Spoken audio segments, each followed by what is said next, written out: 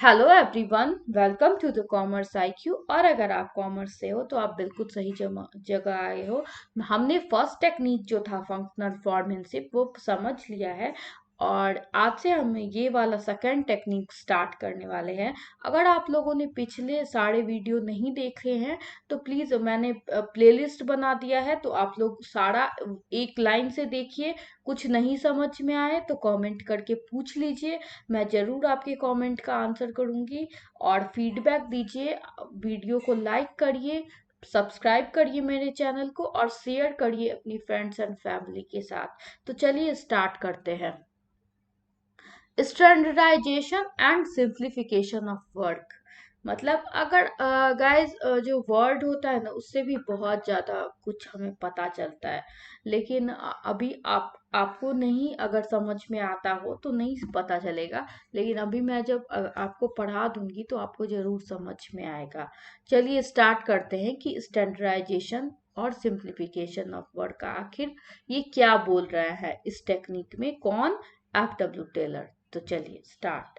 Standardization refers to develop standards for every business activity, whereas simplification refers to eliminating superfluous varieties of product or service.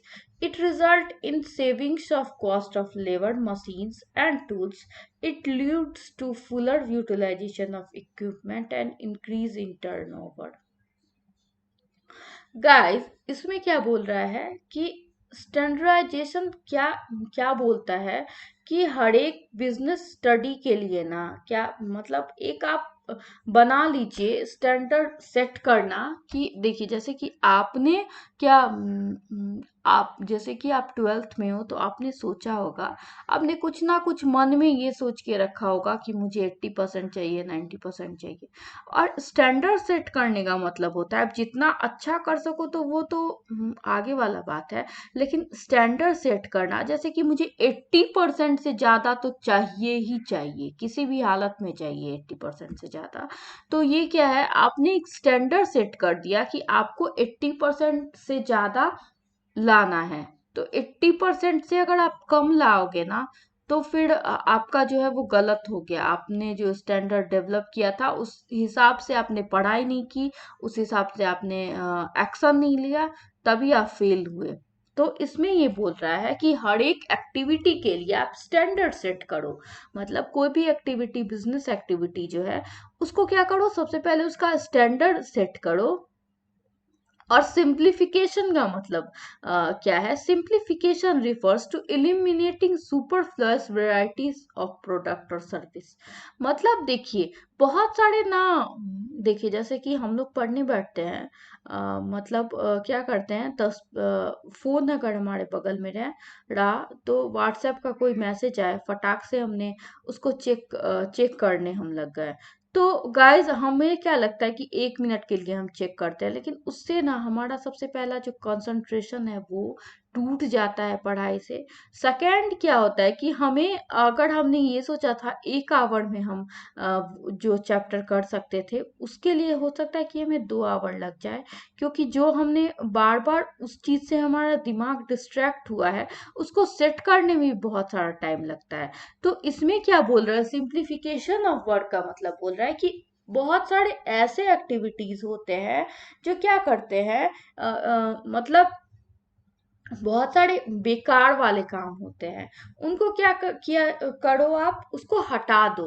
मतलब बहुत सारे आप देखोगे अगर आपके घर में ही वर्कर आते हैं और वो जैसे कि कुछ काम कर रहे हैं, पेंट कर रहे हैं, तो बहुत सारे जो सुस्त टाइप के होते हैं वो क्या करेंगे, 2 दिन का काम आपका 5 दिन में करेंगे। इससे आपका कॉस्ट बहुत ज्यादा जाएगा, कॉस्ट आपका 3 दिन एक्स्ट्रा लगा। और कॉस्ट तो एक्स्ट्रा लगा ही और उसके कारण आपका 3 दिन एक्स्ट्रा टाइम भी बर्बाद हुआ। तो इसमें ये बोल रहा है कि हर एक चीज के लिए आप स्टैंडर्ड सेट करो और अपने काम को क्या करो, सिंप्लीफाई करो। मतलब जो भी बेकार की चीजें हैं, जो भी चीजें नहीं हमारी यूज की हैं, उन्हें क्या करो, हटा दो, ताकि हम अपने स्टैंडर्ड जो हमने सेट किया है उस हिसाब से काम करे। It result in savings of cost of labour, machine and tools. अगर हम गाइस हर एक एक्टिविटी के लिए स्टैंडर्ड सेट कर लेंगे, देखिए अगर आप टाइमली, देखिए आपने क्या सोचा कि आप 4 आवर अकाउंट्स पढ़ोगे, 2 आवर आप बिजनेस स्टडीज पढ़ोगे, 2 आवर आप इकोनॉमिक्स पढ़ोगे, और 2 आवर जो है वो जो आपने एक्स्ट्रा सब्जेक्ट लिया है वो करोगे।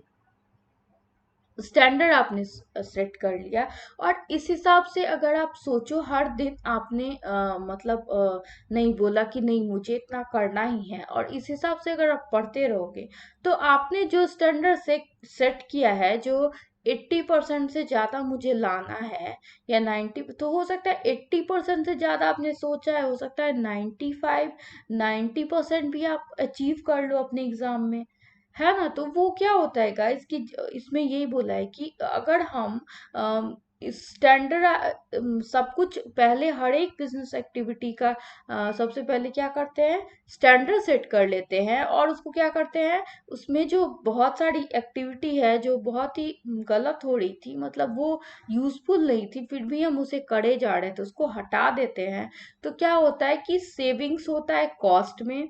It result cost of labour, मतलब लेबर का कॉस्ट आपका कट होगा।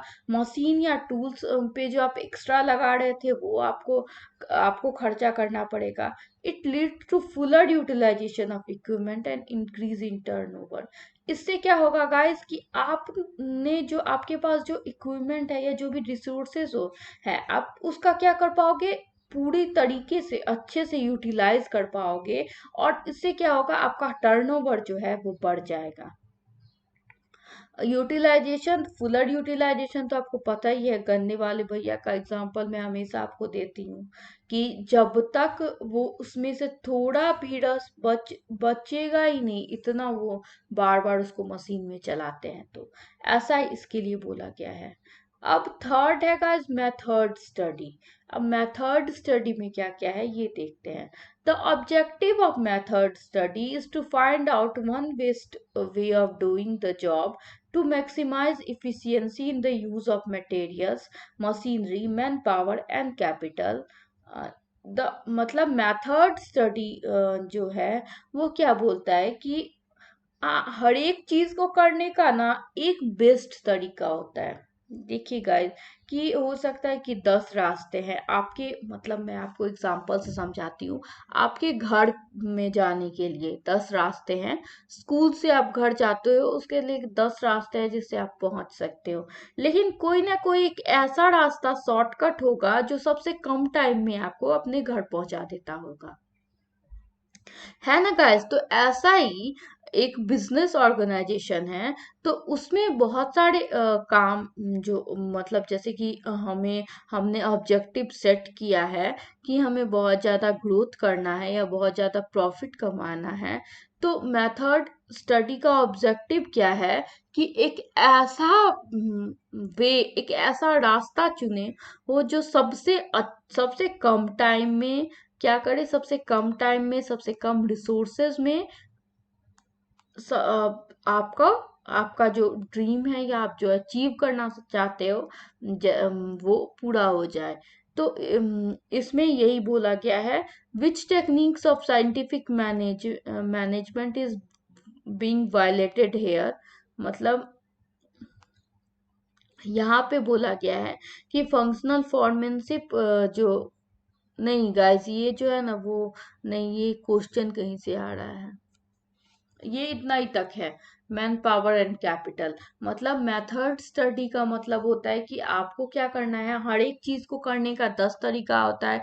स्कूल से घर जाने के 10 रास्ते हैं, बस एक रास्ता जो होगा वो आपको बहुत सबसे कम टाइम में पहुंचाएगा। तो वो एक रास्ता सबसे पहले आपको फाइंड आउट करना है। अगर वो रास्ता आपने फाइंड आउट कर लिया तो क्या होगा गाइस, कम टाइम लगेगा आपको अपने घर पहुंचने में, और आपका जो एक्स्ट्रा टाइम बचेगा उसमें आप बहुत सारी चीजें कर सकते हो। तो बिजनेस ऑर्गेनाइजेशन के कॉन्सेप्ट में यहाँ पे क्या होगा कि उनकी जो है इफिशियंसी जो है वो बढ़ जाएगी, maximize efficiency in the use of materials, machinery, manpower and capital। यहाँ पे क्या बोला गया है कि इसके कारण क्या होगा, बेस्ट वे अगर हमने ढूंढ लिया तो इफिशियंसी हमारा बढ़ जाएगा, हम अच्छे से मटेरियल्स, मशीनरी, मैन पावर और कैपिटल को फुल यूटिलाइज कर पाएंगे। आई होप गाइस कि इतना आपको समझ में आया होगा। अगर समझ में आया तो लाइक करिए वीडियो को, शेयर करिए और सब्सक्राइब करिए चैनल को, और जो बगल में बेल बटन है उसे भी दबाइए। तो अब मिलते हैं हम नेक्स्ट वीडियो में, तब तक के लिए खुश रहिए, पढ़ते रहिए, bye. Thank you so much.